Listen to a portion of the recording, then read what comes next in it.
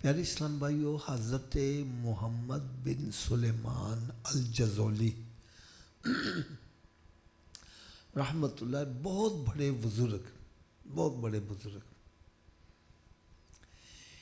ایک مرتبہ اپنے ساتھیوں کے ہمراہ سفر کرتے جا رہے ہیں. نماز کا وقت ہو جاتا ہے اور وضو کے لیے پانی نہیں ہے. حکم یہ ہے کہ پانی نہ ملے تو پانی تلاش کیا جائے، اور جب دیکھا کہ وقت تھوڑا رہ گیا ہے، نماز قضا ہونے والی ہے، پھر تیمم کر کے نماز ادا کی جائے. انہوں نے پانی کی تلاش شروع کی تو ایک کنواں نظر آیا. کنویں میں جھانک کر دیکھا پانی موجود ہے، لیکن پانی نکالنے کے لیے کوئی ڈول رسی نہیں ہے. کنویں کے کنارے کھڑے ہو کے سوچنے لگ پڑے اب پانی اس میں سے کیسے نکالا جائے. ایک چھوٹی بچی تقریباً کوئی 10-11 سال اس کی عمر ہوگی، وہ قریب سے یہ منظر دیکھ رہی تھی. وہ حضرت صاحب کے پاس آ گئی. حضرت صاحب یہاں بیٹھے کیا سوچ رہے ہیں؟ فرمان لگے ہم نے نماز پڑھنی ہے، وضو کے لیے پانی چاہیے. پانی کنویں میں ہے لیکن نکالنے کے لیے کوئی ڈول رسی نہیں ہے. کہنے لگی آپ ہیں کون؟ فرمان لگے مجھے محمد بن سلیمان الجزولی کہتے ہیں.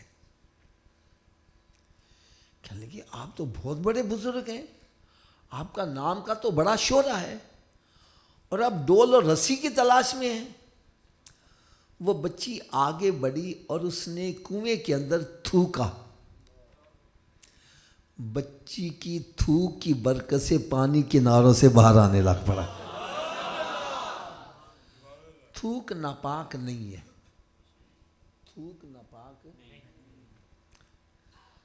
جب پانی باہر آیا انہوں نے وضو کیا تو نماز ادا کر لی. نماز ادا کرنے کے بعد یہی محمد بن سلیمان الجزولی رحمۃ اللہ تعالی علیہ اس بچی کے دروازے پر چلے گئے. دروازہ کھٹکھٹایا، بچی باہر آئی. یہ بزرگ فرمان لگے اے بیٹی، میں تجھے اللہ تعالیٰ کا واسطہ دیتا ہوں، سارے نبیوں کا واسطہ دیتا ہوں، سارے رسولوں کا واسطہ دیتا ہوں. مجھے یہ بتلا کہ تجھے یہ کمال ملا کیسے ہے، تو کرتی کیا ہے؟ کہنے لگی اگر آپ اتنے واسطے نہ ڈالتے تو میں آپ کو کبھی نہ بتلاتی. مجھے یہ جو کمال ملا ہے سونے آقا پر درود و سلام پڑھنے سے ملا ہے.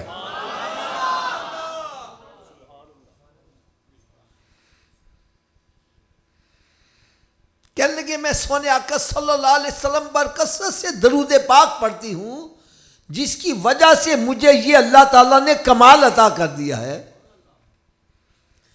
کہنے لگے میں نے اس سے پوچھا تو درود کون سا پڑھتی ہے؟ درود پاک تو کافی سارے ہیں نا. اس نے بتایا میں یہ درود پاک پڑھتی ہوں. کہنے لگے میں نے اس درود پاک کو یاد کر لیا. اس لیے یاد کیا کہ میں جب اپنے وطن پہنچوں گا تو میں یہ درود پاک پڑھ کے لوگوں کو عام کر دوں گا تاکہ وہ بھی یہ درود پاک پڑھیں.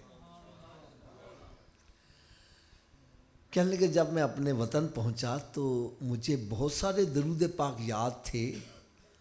میرے ذہن سے نکل گیا کہ وہ بچی نے کون سا درود بتلایا تھا.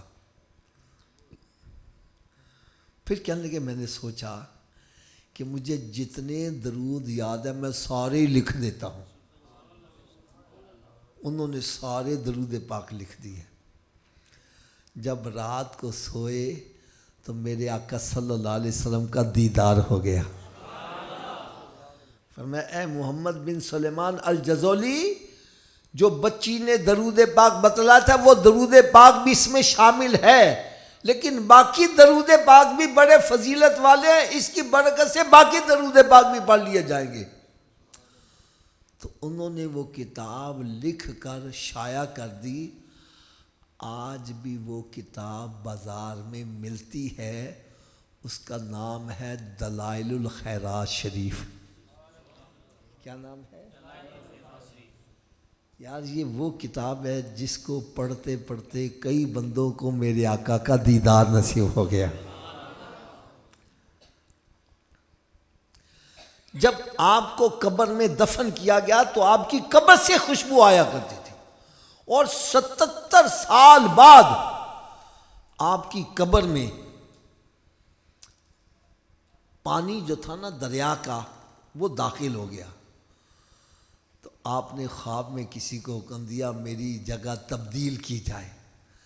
جب آپ کی قبر کھولی گئی تو آپ کا جسم اس طرح تر و تازہ تھا کہ جیسے دیکھو نا، میں انگلی ایسے رکھتا ہوں خون پیچھے ہٹ جاتا ہے، انگلی اٹھاؤ خون پھر آ جاتا ہے، اور میں اسی طرح ہم انگلی رکھتے خون پیچھے ہٹ جاتا، انگلی اٹھاتے خون پھر اپنی جگہ آ جاتا تھا۔ تو ان کو یہ جو کمال ملا وہ کس وجہ سے ملا؟ اونچی بولو یار۔ یار ایک آپ کو اور بڑا پیارا واقعہ سناؤں، اللہ کرے کہ میری بات یہ دل پر چوٹ کر جائے۔ میں نے ایک بندے سے کہا کہ بھائی تم درود پاک کثرت سے پڑھا کرو۔ کہنے لگا حافظ صاحب ہمارے پاس اتنا وقت نہیں، ہم مصروف آدمی ہیں۔ میں نے کہا چلو یا تم مصروف آدمی ہو، میں تجھے نسخہ ایسا بتلاؤں تیرا وقت بھی نہ لگے، درود پاک بھی پڑھا جائے۔ اگر نسخے کا پتہ چل جائے تو عمل کر لو گے؟ آواز کم ہو گئی ہے یار۔ میں نے کہا آپ اپنے گھر سے اپنی ڈیوٹی پہ جاتے ہو، کوئی ملازمت کرتا ہے، کوئی کاروبار کرتا ہے، کوئی کھیتی باڑی کرتا ہے، یوں سمجھو کہ اس کو اپنی ڈیوٹی پلیس پر پہنچنے میں 1 گھنٹہ لگتا ہے۔ یہ ٹائم تو اس نے دینا ہی دینا ہے، چاہے خاموشی سے طے کر لے، چاہے گانے گنگناتے ہوئے طے کر لے، یا ذہن میں کوئی پروپیگنڈے سوچتا ہوا طے کر لے۔ اور بھائی اپنے گھر سے نکلو، سب کام چھوڑو، میرے آقا پر درود و سلام ہی پڑھتے جاؤ، واپس آؤ درود و سلام ہی پڑھتے آؤ، سودا لینے جاؤ درود و سلام پڑھتے جاؤ، واپس آؤ درود و سلام ہی پڑھتے آؤ۔ رات کو لیٹے ہو نیند نہیں آ رہی، نہ فلمیں ڈرامے دیکھو، نہ ناول ڈائجسٹ پڑھو، میرے آقا صلی اللہ علیہ وسلم پر درود و سلام ہی پڑھتے جاؤ۔ اللہ کرے ایسا ہو جائے میں سو جاؤں یا مصطفیٰ کہتے کہتے اور کھلے آنکھ صلی اللہ کہتے کہتے۔ نعرہ تکبیر، نعرہ رسالت، عظمت و شان مصطفیٰ، مقام مصطفیٰ۔ حضرت صاحب ایک جگہ میں بیان کرنے گیا، ایک نوجوان لڑکا، میرا خیال ہے ان کی عمر جتنا ہوگا، مجھے کہنے لگا حافظ صاحب آپ کے بتلائے ہوئے نسخے پر میں نے عمل شروع کر دیا، گھر سے نکلتا ڈیوٹی پر پہنچنے تک سارے رستے درود پاک ہی پڑھتا رہتا۔ پھر کہنے لگا بیسیکلی میں کارپینٹر ہوں، ترخان۔ کہنے لگا ہاتھ سے کام کرتا رہتا، زبان سے درود پاک ہی پڑھتا رہتا۔ کہنے لگا مجھے درود پاک پڑھنے میں بڑا لطف آیا، بڑا لطف آیا۔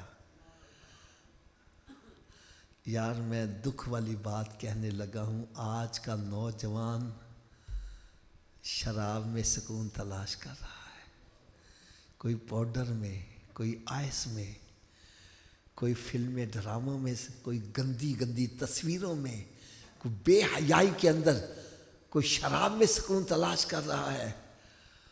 اور بھائی میرا کہا غلط ہو سکتا ہے، اللہ کا پاک کلام غلط ہے۔ جب رب تعالیٰ نے فیصلہ کر دیا الا بذکر اللہ تطمئن القلوب، اللہ کا ذکر ہے جو تمہیں سکون عطا کرے گا۔ ہم سکون فلموں میں تلاش کرتے ہیں، ہم شراب میں تلاش کرتے ہیں، ہم بے حیائی میں تلاش کرتے ہیں، کیسے ملے؟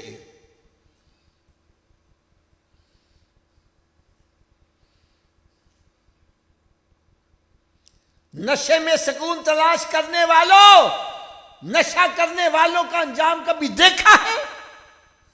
کسی کا منہ نالی میں پڑا ہوا ہے، کسی کا منہ کتا چاٹ رہا ہے۔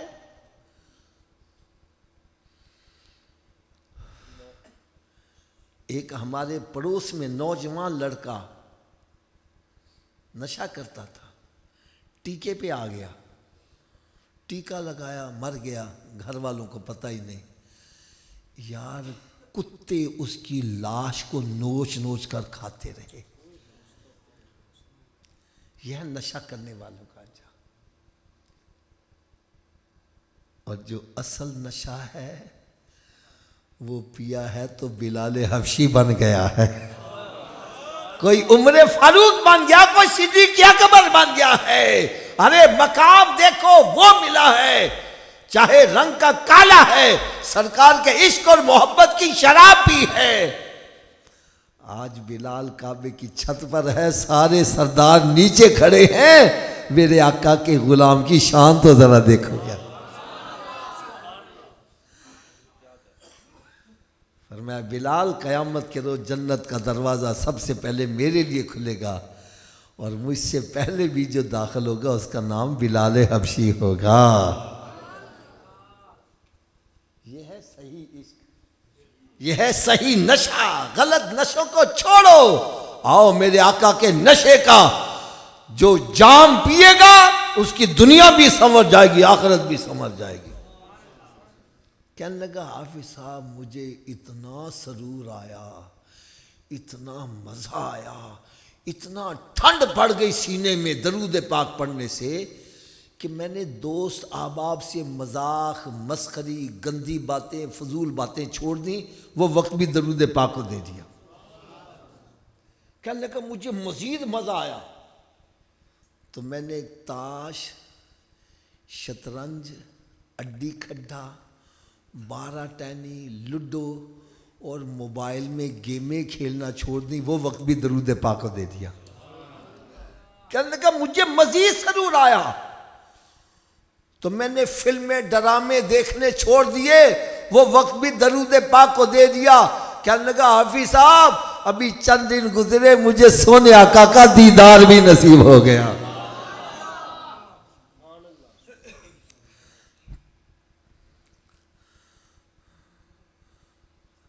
تو میں دعا کرتا ہوں اللہ تعالی ہم سب کو بھی کثرت کے ساتھ درود و سلام پڑھنے کی توفیق عطا فرمائے۔ اے میرے آقا کا میلاد منانے والوں، آؤ آپ کو ایک ایسی پیاری حدیث سناؤں، آپ کی طبیعت یار خوش ہو جائے، اور میرا حسن ظن ہے جو یہ توجہ سے سن لے گا اس کے لیے درود پاک پڑھنا آسان ہوتا چلا جائے گا۔ حضرت صاحب یہ جو آپ کا گاؤں ہے اس میں چھوٹی چھوٹی گلیاں ہیں، ٹوٹی پھوٹی مرمت سڑکیں ہیں، یہاں اگر کوئی رہنے والا الیکشن میں کھڑا ہو جائے، آگے چل کر صدر پاکستان بن جائے، پھر وہ اس گاؤں میں رہے گا؟ اونچی بولو یار۔ وہ کسی بڑی سوسائٹی میں چلا جائے گا، پھر ایک وقت آئے گا وہ کسی غریب آدمی سے ملاقات کرنا بھی پسند۔ اب کوئی اس کے قریب ہونا چاہتا ہے، وہ کہتا ہے میرے لیول کے بنو پھر میرے قریب آؤ، ہر بندہ اس کے قریب۔ لیکن کروڑوں درود، کروڑوں سلام اس پیارے آقا صلی اللہ علیہ وسلم پر، جن کو رب تعالیٰ نے عہدہ دیا تو اتنا بڑا کہ اللہ تعالیٰ کے بعد اگر کوئی بزرگ ہستی ہیں تو میرے آقا کی ذات اقدس ہے۔ دولت دی تو اتنی کہ خزانوں کی کنجیاں ہی محبوب کو عطا کر دی۔ حضرت جی دولت بھی بڑی ہے، عہدہ بھی بڑا ہے، لیکن یہ شرط نہیں لگائی کہ جنت میں میرا قرب حاصل کرنے کے لیے نبوت کا تاج ہونا ضروری ہے، یا بہت بڑا جاگیردار سرمایہ دار ہوگا پھر میرے قریب ہوگا۔ نہیں، شرط لگائی تو کیا لگائی، سنو، فرمایا میرے امتیو تم رنگ کے کالے ہو یا گورے ہو، غریب ہو یا امیر ہو، بادشاہ ہو یا فقیر ہو، یار فٹ پاتھ پہ رہنے والے ہو یا تخت و تاج کے مالک ہو، فرمایا اگر جنت میں میرا قرب چاہتے ہو تو دنیا میں جتنا زیادہ مجھ پر درود پڑھو گے جنت میں اتنا ہی میرے قریب ہوتے چلے جاؤ گے۔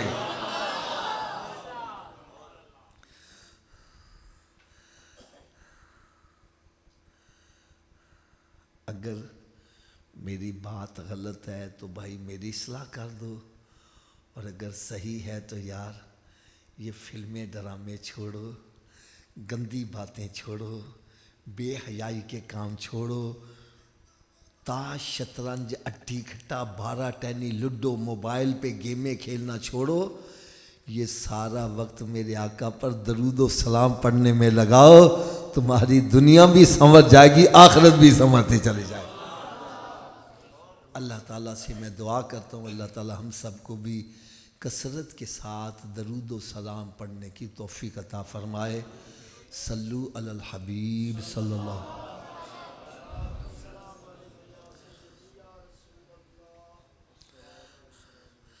آج جو میں نے آیہ مبارکہ تلاوت کی ہے،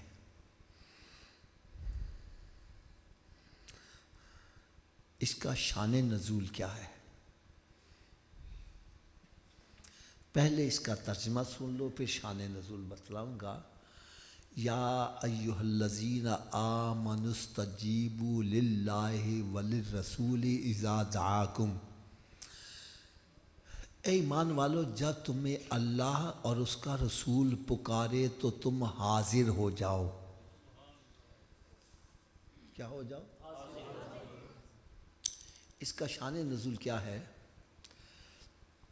میرے آقا صلی اللہ علیہ وسلم نے ایک صحابی رضی اللہ تعالیٰ عنہ کو آواز دی۔ ایک حدیث سے بعد میں ابی بن کعب آتا ہے نام ان کا، اے ابی بن کعب ادھر آؤ۔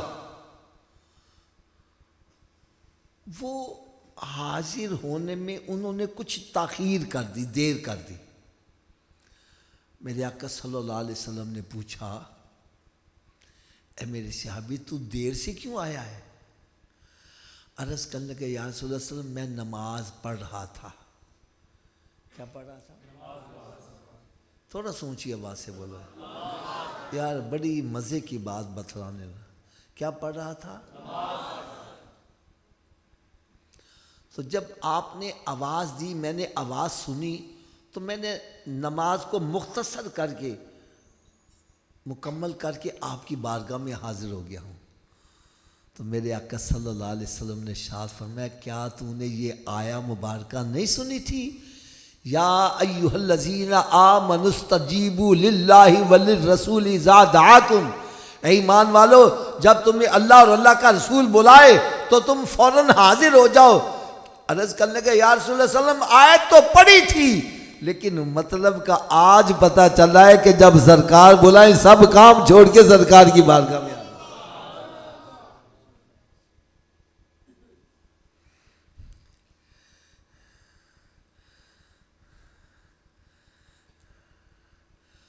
حکم یہ ہے، نماز کس کی عبادت ہے؟ تھوڑا سا اونچی آواز سے بولو یار، ایک مرتبہ پھر اونچی آواز سے بولو۔ اگر ایک بندہ نفل پڑھ رہا ہے، کیا پڑھا جی؟ اس کی ماں اس کو آواز دے دے، بیٹا میری بات سن، تو حکم یہ ہے نفل چھوڑ کر ماں کی بات سنے۔ اللہ کی عبادت چھوڑ دے، ماں کی بات سنے۔ ویسے ایک بات کہوں، ناراض تو نہیں ہوں گے؟ کبھی ہم نے کرکٹ کا میچ چھوڑ کے ماں کی بات سنی ہے؟ گیمیں چھوڑ کر ماں کی بات سنی ہے؟ ماں چلا رہی ہے سودا لا دے بیٹا، وہ کہنا میں تے واری لے کے ہی آواں گا۔ ارے حدیث پاک میں آتا ہے اگر تو نفل بھی پڑھ رہا ہے، رب کی عبادت بھی کر رہا ہے، تیری ماں تجھے بلائے تو رب کی عبادت چھوڑ کے ماں کی بات جا کے سن، اور تو گیم چھوڑ کے ماں کی بات نہیں سن رہا۔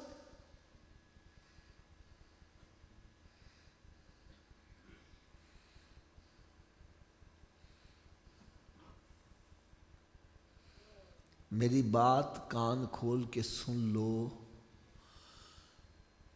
میرے آقا صلی اللہ علیہ وسلم نے ارشاد فرمایا، تمہارے ماں باپ ہی تمہارے لیے جنت ہیں، تمہارے ماں باپ ہی تمہارے لیے جہنم ہیں۔ یہ راضی ہو گئے تو رب راضی، رب راضی تو جنت ہے، یہ ناراض ہو گئے تو رب ناراض، رب ناراض تو جہنم ہے۔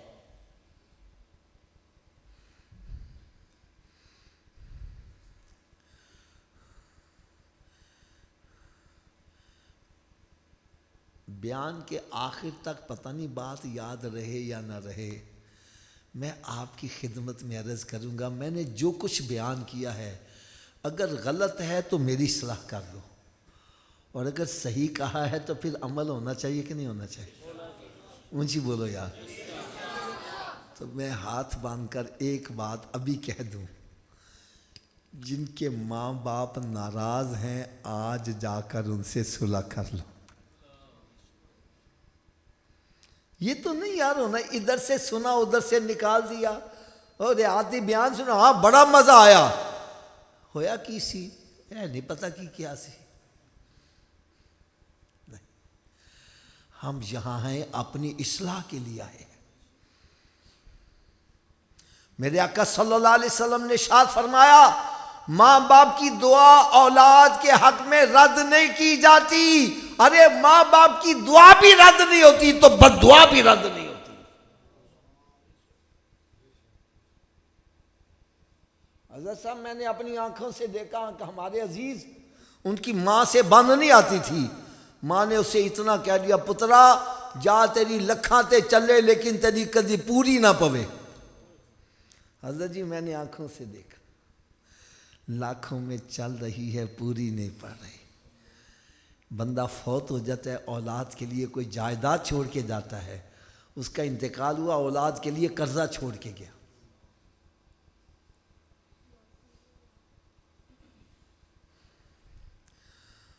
تو بھائی جس کے ماں باپ ناراض ہیں، تھوڑی دیر سوچو، میں اپنے ماں باپ سے دعائیں لے رہا ہوں کہ بد دعائیں لے رہا ہوں؟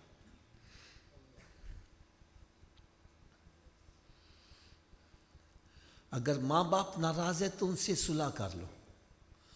صلح کیسے کرنی ہے؟ ان کے جا کے پاؤں پکڑ کر رونا شروع کر دو۔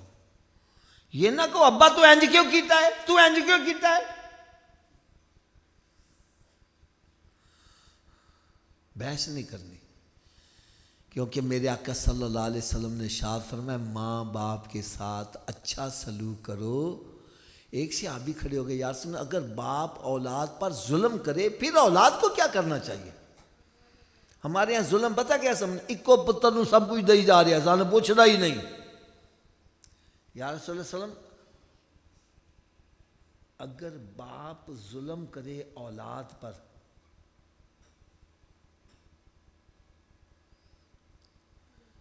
پھر اولاد کو کیا کرنا چاہیے؟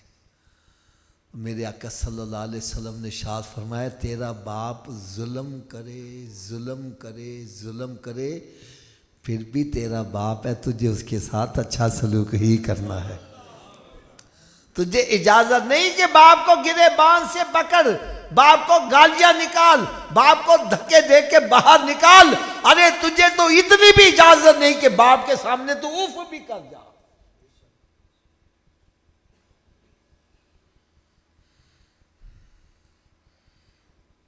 قرآن کہتے ہیں اف ولا تنہرہما وقل لہما قولا کریما، خبردار ماں باپ کے سامنے اف بھی نہیں کرنی، نہ ان کو جھڑکنا ہے بلکہ ان کے لیے دست شفقت دراز کر دینا ہے۔ حضرت جی ماں باپ کا مقام میں اشارہ کرنے لگا ہوں۔ آپ 10 لاکھ روپیہ لگا کے حج کر کے آؤ، کتنے پیسے؟ اونچی بولو، کوئی گارنٹی ہے قبول ہے کہ نہیں؟ 10 لاکھ روپیہ لگایا، اپنا گھر بار بھی چھوڑا، کاروبار بھی چھوڑا، اپنا لباس اتار کے 2 چادریں پہنی، جنگلوں میں جا کے ڈیرے بھی لگائے، پھر بھی کوئی گارنٹی نہیں۔ اور میرے آقا صلی اللہ علیہ وسلم نے ارشاد فرمایا، جس نے اپنے ماں باپ کے چہرے کو محبت اور پیار سے ایک مرتبہ دیکھا، رب تعالیٰ اس کو مقبول حج کا ثواب عطا کرے گا۔ ارے ماں باپ کو خالی دیکھ لینے سے مقبول حج کا ثواب ہے، ان کی خدمت کرنے سے کتنا ثواب ملتا ہوگا۔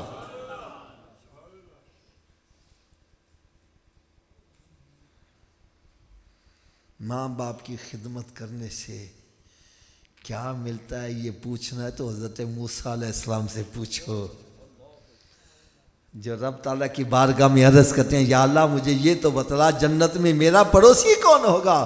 فرمایا فلاں قصاب ہے، قصائی۔ سب اس کی دکان پہ جا کے بیٹھ کے پتہ نہیں کتنا اچھا کام کر رہا، دیکھا کوئی چنگا کام نہیں۔ گھر میں داخل ہوا ہے، دیکھا اس کے ماں باپ بوڑھے ہیں، معذور ہیں، اس نے جا کے ماں باپ کے منہ ہاتھ دھلائے ہیں، کھانا پکایا، ماں روٹی چبا نہیں سکتی، اسے اپنے منہ میں لقمہ چبایا، ماں کے منہ میں ڈالا۔ جب وہ لقمہ حلق سے نیچے اترا تو ماں کہتے ہیں پترا جاتا ہے رب تعالیٰ جنت موسیٰ علیہ السلام دا پڑوسی بنا دے۔ سمجھ گئے اس کے پلے ککھ بھی نہیں ہے، یہ ماں کی دعا ہے جو اللہ کے نبی کا جنت میں پڑوسی بنا رہی۔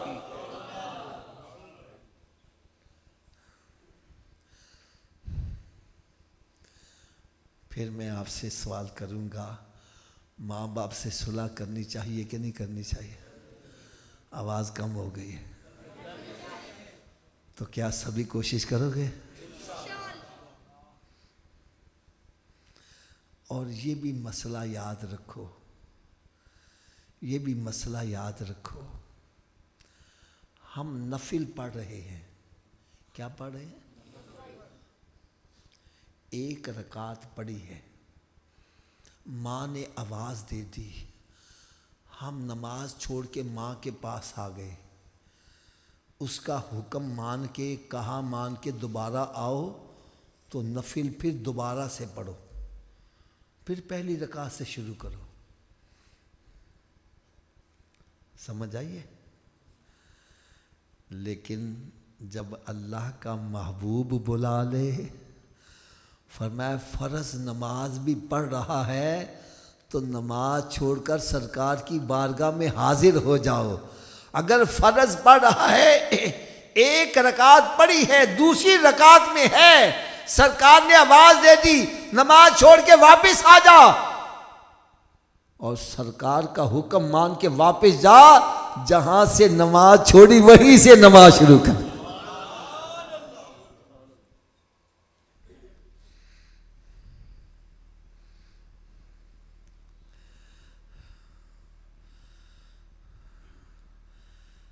اگر آپ ناراض نہ ہوں تو میں تھوڑی سی کڑوی سی بات بھی کہہ دوں، ناراض تو نہیں ہوں گے یار؟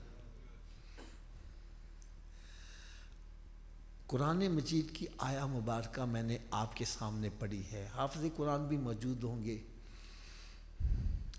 آیت غلط ہو، حوالہ غلط ہو، ترجمہ غلط ہو، میں مجرم، ٹھیک ہے نا؟ اور اگر آیت بھی صحیح ہے، ترجمہ بھی صحیح ہے، حوالہ بھی صحیح ہے، پھر قرآن پر عمل کرنا چاہیے کہ نہیں کرنا چاہیے؟ تو قرآن یہ کہہ رہا ہے یا ایھا الذین آمنوا استجیبوا للہ وللرسول اذا دعاکم، جب تمہیں اللہ اور اللہ کا رسول پکارے تو سب کام چھوڑ کے رب کی بارگاہ میں حاضر ہو جاؤ، سرکار کی بارگاہ میں حاضر ہو جاؤ۔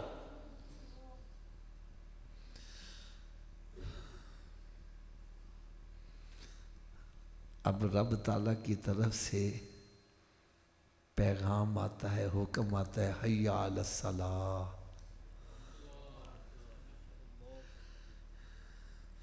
اس کا مطلب کیا ہے؟ اونچی بولو، آؤ نماز کے لیے، حی علی الصلاۃ، حی علی الفلاح، بلایا کیوں ہے؟ فلاح تمہاری اسی میں ہے، بھلائی تمہاری اسی میں ہے، سب کام چھوڑ کے کہاں آ جاؤ؟ نماز کے لیے۔ میں ہاتھ باندھ کر عرض کروں گا، کیا ہم اپنے کاروبار چھوڑ کے اذان سن کر مسجد میں آ جاتے ہیں؟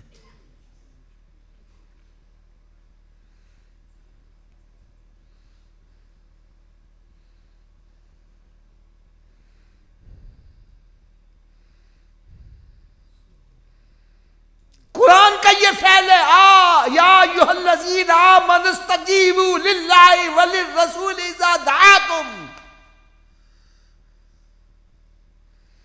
جب تمہیں اللہ تعالیٰ اور اللہ کا رسول بلائے تو حاضر ہو جاؤ.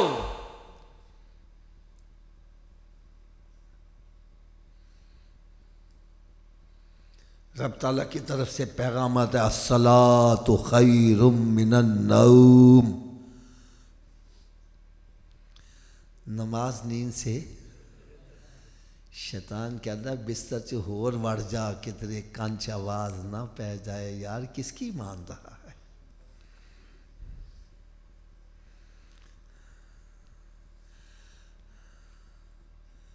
چلو حضرت صاحب میں آپ کے ذمے فیصلہ چھوڑ دیتا ہوں. آپ صحیح بات کرنا، غلط بیانی نہیں کرنی. مسجد میں بیٹھے ہو آپ، حضرت صاحب اپنے گھر میں یا ڈیرے پہ کوئی ملازم رکھتے ہو. کیا رکھتے ہو؟ اونچی بولو یار. اس کو ایک مرتبہ بلاؤ نہ آئے، دوسری مرتبہ بلاؤ نہ آئے، تیسری مرتبہ بلاؤ پھر بھی نہ آئے. اب اس کو چھٹی بھی کراتے ہو، سزا بھی دیتے ہو. میں کہتا ہوں یار غریب آدمی ہے، کیوں مارنا پیا میں، کیوں چھٹی کرا رہے ہیں؟ جواب ملتا ہے حافظ صاحب 3 دفعہ بلایا آیا ہی نہیں. 3 دفعہ بلایا، اونچی بول دو یار. 3 دفعہ بلایا. میں نے کہا جو 3 دفعہ بلانے پر نہ آئے اس کی یہ سزا ہے. ارے کبھی سوچا ہے تیرا خالق تجھے روزانہ 5 مرتبہ بلاتا ہے، جو 5 مرتبہ بلانے پر بھی نہیں آ رہا، اس کی کیا سزا ہونی چاہیے؟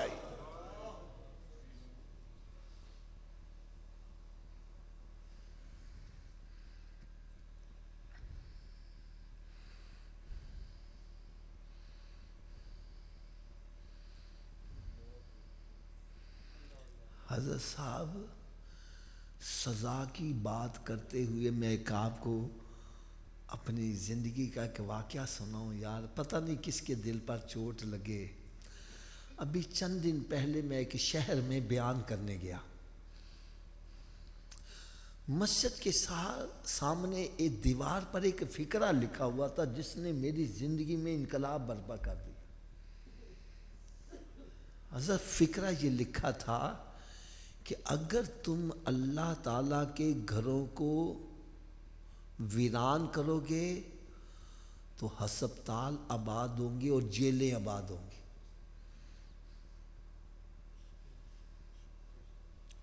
حضرت صاحب اس میں کتنی سچائی موجود ہے. آج ہم نے مسجدوں کو ویران کیا اور ہاسپٹل اس قدر آباد ہو گئے.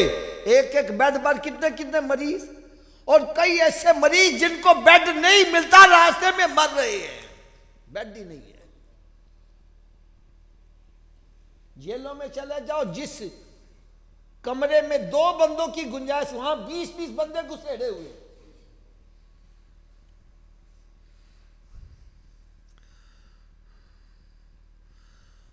بھئی میں غلط ہوں، میری اصلاح کر دو. اس کی وجہ کیا ہے؟ آؤ میں وجہ بھی بتلاؤں. میرے آقا صلی اللہ علیہ وسلم نے ارشاد فرمایا نماز میں شفا ہے. اونچی بولو، نماز میں کیا ہے؟ جب ہم نے شفا والا کام نہ کیا، جہاں سے شفا ملتی ہے اس کو ویران کر دیا، بیمار ہو گئے، ہسپتال آباد ہو گئے. اور قرآن مجید کا فیصلہ ہے، اگر شک شبہ ہو 21واں پارہ شروع دیکھو، ہو رہا ہے. اور ابتدا میں ہی بتلا دیا ان الصلاۃ تنہا عن الفحشاء والمنکر. نماز بے حیائی اور برے کاموں سے، جس نے برے کاموں سے روکنا تھا وہ ہم نے چھوڑ دیا، برے کاموں میں پڑ کے جیلیں بھر گئی.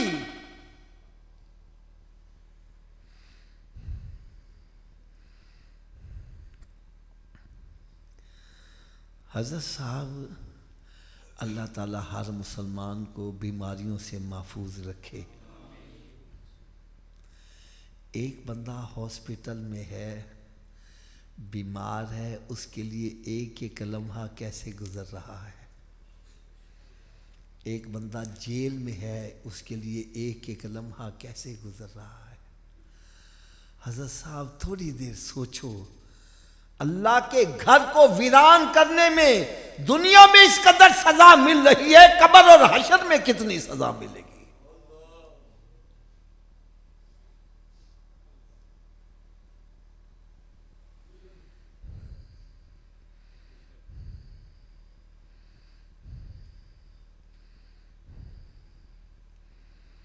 آج ہمارے ذہن کیا بنائے جا رہے ہیں؟ گناہ گاروں مت گھبراؤ، میں راج کے گناہ کرو۔ کیا کر رہے ہیں یار؟ کس طرح عوام کو لے جا رہے ہو؟ کیا وہ حدیثیں سب بھول گئے کہ معراج شریف کی رات میرے آقا صلی اللہ علیہ وسلم نے ایک شخص کو دیکھا لیٹا ہوا ہے، اور فرشتہ ایک بڑا وزنی پتھر لے کر اس کے دل کو دے مارتا ہے، سر پاش پاش ہو جاتا ہے، پتھر دور جا گرتا ہے، پتھر اٹھانے کے لیے فرشتہ جاتا ہے، واپس آتا ہے، سر پھر سلامت ہے، پھر کچلتا ہے، پھر پاش پاش ہو رہا ہے۔ میرے آقا صلی اللہ علیہ وسلم نے پوچھا، جبریل یہ کون ہے جس کو اتنی سخت سزا دی جا رہی ہے؟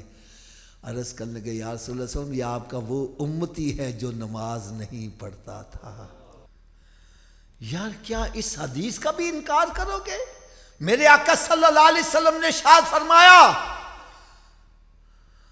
الفرق بین الکفر والایمان الصلاۃ، ایمان اور کفر کے درمیان فرق نماز کا ہے۔ ارے تیرے پلے ایمان ہی نہ رہا۔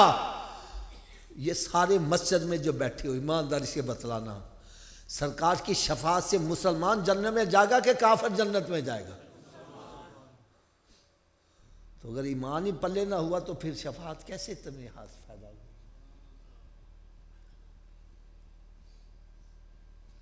لِكُلِّ شَيْءٍ لَهُ عَلَامَةٌ وَعَلَامَةُ الْإِيمَانِ الصَّلَاةُ، فرمایا ہر شے کی کوئی نہ کوئی علامت ہوتی ہے جس سے وہ پہچانا جاتا ہے۔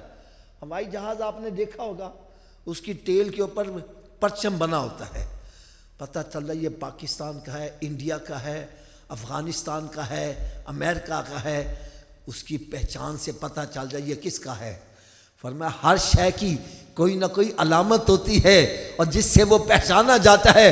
فرمایا وَعَلَامَةُ الْإِيمَانِ الصَّلَاةُ، فرمایا ایمان کی علامت ہے ہی نماز ہے، نماز سے پتہ چلتا ہے یہ مسلمان ہے۔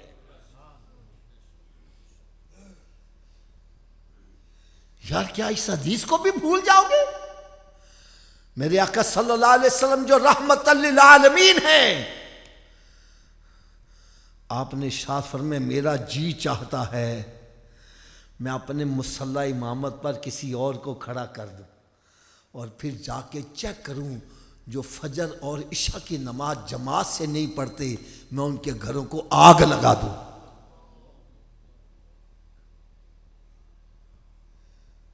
اگر مجھے ان کے بچوں کا خیال نہ ہو میں ان کے گھروں کو آگ لگا دوں۔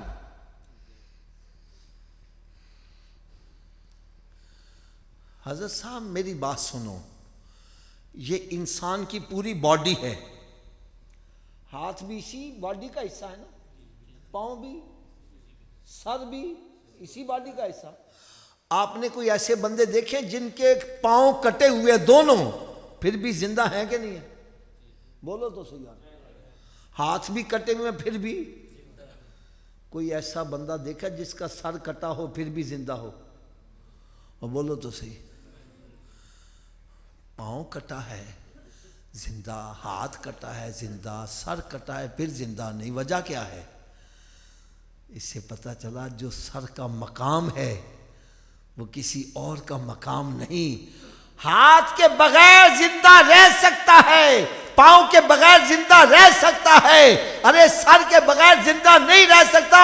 فرمایا جس طرح پورے بدن کے اندر سر کا مقام ہے اسی طرح پورے دین کے اندر نماز کا مقام ہے، اگر نماز نہیں ہے تو پھر کچھ بھی نہیں ہے۔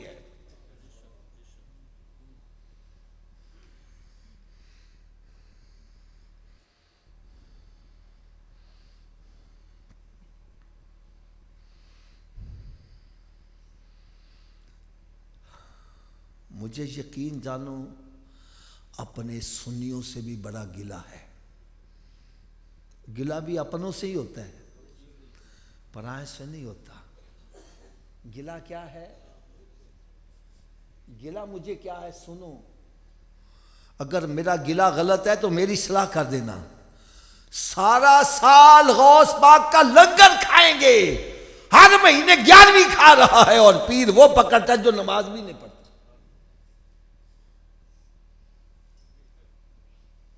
لنگر اس کا کھا رہا ہے جس نے 40 سال تک عشاء کے وضو سے فجر کی نماز پڑھی, اور پیر وہ پکڑا جس کو غسل کا طریقہ بھی نہیں آتا.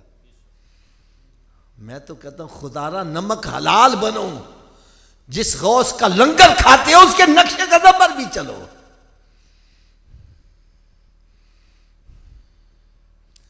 ہمارے سنی کرامتیں سننے کے بڑے شوقین ہوتے ہیں. آؤ آج میں بھی آپ کو غوث پاک کی ایک کرامت سناؤں. اب پتہ نہیں یہ کرامت کس کو ہضم ہوتی ہے کس کو نہیں ہضم ہوتی. سنو ذرا کرامت, اور جگر کے ہاتھ رکھ کے سننے والی کرامت ہے. آپ کی بارگاہ میں ایک خنزیر آ گیا, کہنے لگا جی آپ غوث اعظم ہے, جو بھی آپ کے پاس آتا ہے خالی ہاتھ نہیں جاتا, میں بھی مراد لے کے آیا ہوں. میں مانگو کیا مانگتے ہو؟ کہنے لگا جی میرے حق میں دعا کرو میں خنزیر سے انسان بن جاؤں. خنزیر سے کیا بن جاؤں؟ اونچی بول دو یار ذرا, تھوڑا سا اونچی آواز سے بولو گے مجھے یقین ہوگا کہ آپ جاگ رہے ہیں. خنزیر سے کیا بن جاؤں؟ میرے غوث پاک نے مراقبہ کیا, سر کو جھکایا, تھوڑی دیر کے بعد سر اٹھایا, فرمایا ٹھیک ہے میں تیرے حق میں دعا کرتا ہوں, تو خنزیر سے انسان بن جائے گا, لیکن ایک شرط ہے, اگر تجھے منظور ہے تو میں دعا کر دیتا ہوں. کہنے لگا کیا شرط ہے جی؟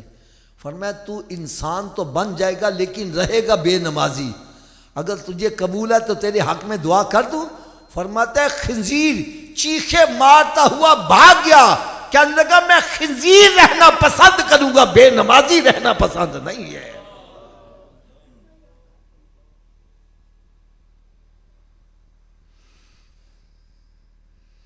جیسے کہ انسان کوئی اللہ والا نظر ہی نہیں آتا. اوے خدا را ایک خنزیر صبح اٹھ کے دعا کرتا ہے یا اللہ کوئی بے نمازی میرے متھے نہ لگ جائے. تو جی اللہ کا ولی کیسے ملے؟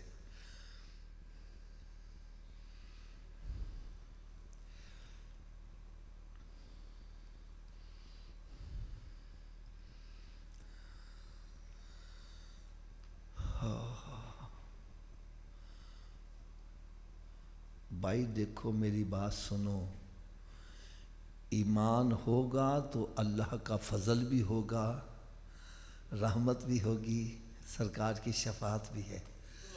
اگر ایمان ہی پلے نہ رہا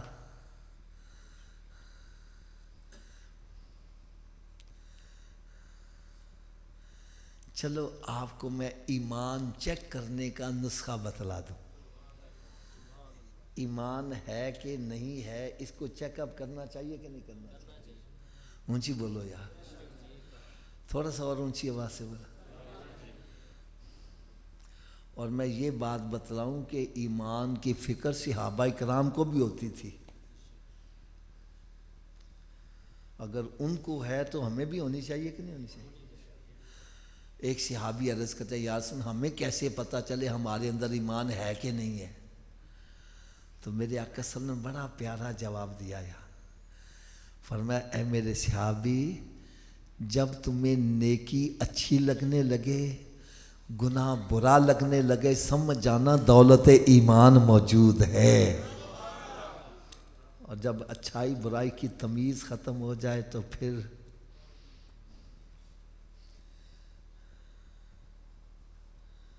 حضرت جی میں ایک چھوٹا سا اشارہ کرنے لگا, چھوٹا سا اشارہ. ہمارے اس گاؤں میں ایسے بندے بھی ہوں گے جن کی ایک نماز جماعت سے چھوٹ جائے سارا دن پریشان رہتے ہیں, اپسیٹ رہتے ہیں. ہو سکتا ہے پریشانی میں ندامت سے آنکھوں سے آنسو بھی نکل آئے. اور وہ بھی بندے ہوں گے جن کی 5 نمازیں قضا ہو رہی ہیں ان کو پرواہ نہیں. حضرت جی میں صحیح کہہ رہا ہوں غلط کہہ رہا ہوں؟ اونچی بولو یار ذرا. ہے دونوں ہی مسلمان, دونوں ہی مسلمان کہلاتے. ایک کی صرف ایک نماز چھوٹی جماعت سے پریشان ہو گیا ہے, اور ایک کی 5 نمازیں کرا اس کو پرواہ نہیں ہے. وجہ کیا ہے؟ آؤ میں وجہ بھی بتلاؤں. میرے آقا صلی اللہ علیہ وسلم نے ارشاد فرمایا انسان کا دل جو ہے نا وہ سفید چادر کی طرح ہے. چھوٹا سا داغ لگ جائے بڑا بدنما لگتا ہے. توبہ کر لے رب تعالیٰ داغ مٹا دیتا ہے. نہیں توبہ کرے گا داغ بڑھتے بڑھتے چادر ہی کالی ہو جائے گی. جب دل کالا ہو جائے مزید داغ لگنے سے پتہ نہیں چلتے. ارے جس کی ایک نماز جماعت سے چھوٹی اس کا دل صاف ہے, چھوٹا سا داغ لگا پریشان ہو گیا ہے. اور جس کی 5 نمازیں قضا ہو گئی اس کا دل ہی کالا ہو چکا ہے, اس کو پتہ ہی نہیں میری گناہ ہوا ہے کہ نہیں ہوا. جب دل کالا ہو جائے تو پھر اچھائی برائی کی تمیز ختم ہو جاتی ہے. جب اچھائی برائی کی تمیز ختم ہو جائے پھر خطرہ ہے کہیں ایمان اور کفر کی تمیز نہ ختم ہو جائے, خاتمہ خراب نہ ہو جائے.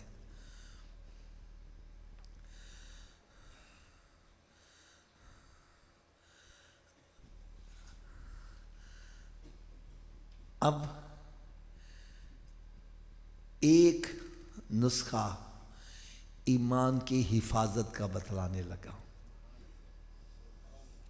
انسان کے پاس سب سے قیمتی شے اس کا ایمان ہے, تو ایمان کی حفاظت ہونی چاہیے کہ نہیں ہونی چاہیے؟ اونچی بولو یار. اچھا آپ میری بات بڑی آسانی سمجھ جاؤ گے کیونکہ آپ گاؤں دیہات کے رہنے والے ہو.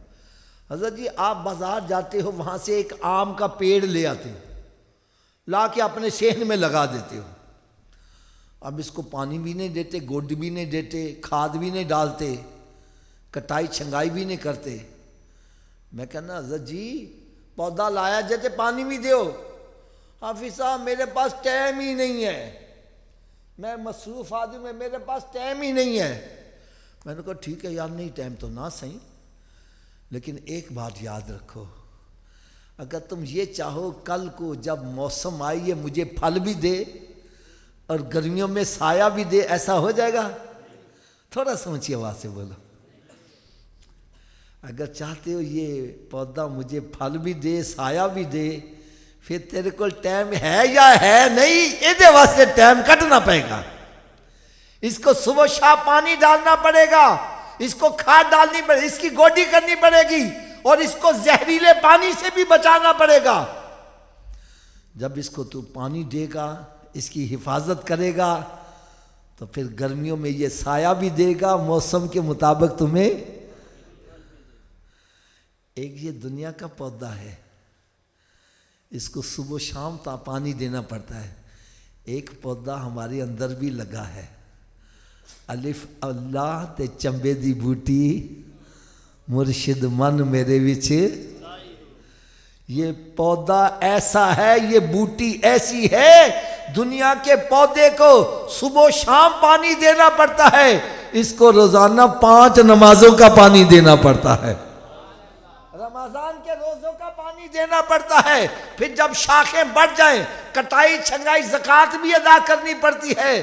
پھر پیسے مزید آ جائیں حج دی کھاد بھی پانی پیندی ہے, اور پھر اس نو سود دے پیسے تو حرام دی کمائی, بے حیائی, بدکاری, زنا, شراب, یہ زہریلے پانیاں تو بچانا پے گا. صاف شفاف نیک اعمال دا پانی پانا پے گا, حلال کمائی دا پانی دانا پے گا.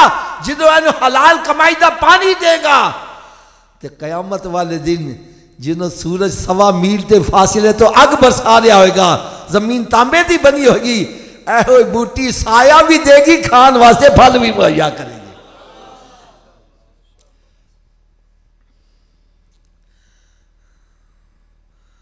ہن آخر دے اوتے میں تہاڈے کولوں فیصلہ تہاڈے اوتے چھڈن لگا ہاں. میں جنی تقریر کیتی انہوں ایک پاسے رکھ دیو, ہن فیصلہ تہاڈا چلے گا, لیکن مسجد سے بیٹھے گل سچی کرنا, جھوٹ نہیں بولنا. حضرت صاحب مکان ہے تہاڈا اپنا, ان لگایا وے تالا, بغیر چابی دے گھر چ وڑ جاؤ گے؟ تھوڑا جہا اچھی آواز نہ بول. نہیں یار ہن آخری گلاں نے, جنی دے سارے نہیں بولو گے میں اگے نہیں چلاں گا. بغیر چابی دے گھر چ وڑ جاؤ گے؟ جب بغیر چابی دے تو اپنے گھر چ نہیں جا سکتا، بغیر چابی دے جنت چ کیویں چلے جاؤ گے؟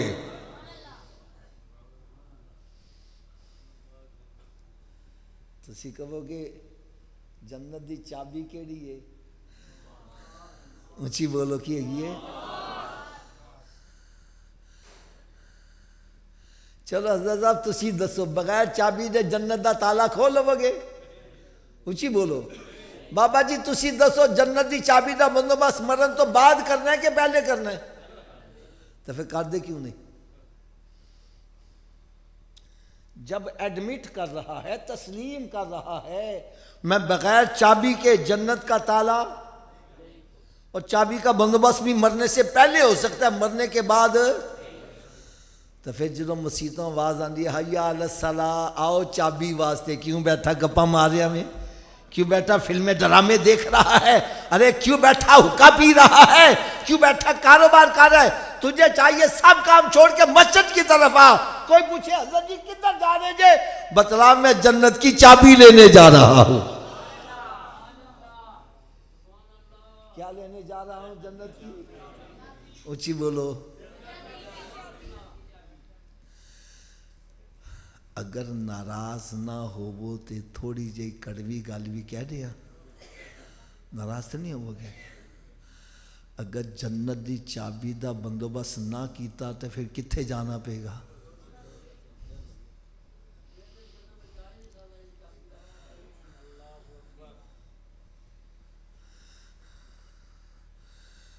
تو دوزخ دی آگ برداشت کر لو گے؟ ایک جلدی ہوئی سگریٹ ننگا پیرا جے ایک دم اچھل پہندا وے، چیخاں نکل جاندیاں نے۔ ارے سگریٹ کی آگ نہیں برداشت کر سکتا، دوزخ کی آگ کیسے برداشت کرو گے؟ اگر یہ مانتے ہو میں دوزخ کی آگ برداشت نہیں کر سکتا تو دوزخ کی آگ سے بچنے کے لیے جنت کا بندوبست کرنا پڑے گا کہ نہیں پڑے گا؟ اونچی بولو۔ چلیں حضرت جی تسی دسو کیا ہر چابی ہر تالے نو لگ جاندی ہے؟ ایدی کی وجہ ہے؟ چلو وجہ بھی میں دس دیا۔ اصل تالے دے وچ لیور ہوندے نے، جن لیور دا تالا ہوگا چابی نو انہیں دندے پائے ہون گے تے چابی گھومے گی۔ بابا چابی گھومے گی تے تالا کھلے گا نا۔ تو آؤ اج میں بھی دس دیا جڑا جنت نو تالا لگا جی وہ 5 لیور نے۔ کنے لیور نے؟ پہلے لیور دا نام ہے فجر، دوسرے دا نام اچھی بول دیو یار، تیسرے دا، چوتھے دا، پنجویں دا۔ جڑا ایک نماز پڑھدا بھی ایک دندہ پا رہا وے تالا کھل جائے گا؟ 2 دے نال، 3 دے نال، 4 نال تے کھل جائے گا؟ کدوں کھلے گا؟ پھر آج تو بعد کنیاں نمازاں پڑھنیاں نے؟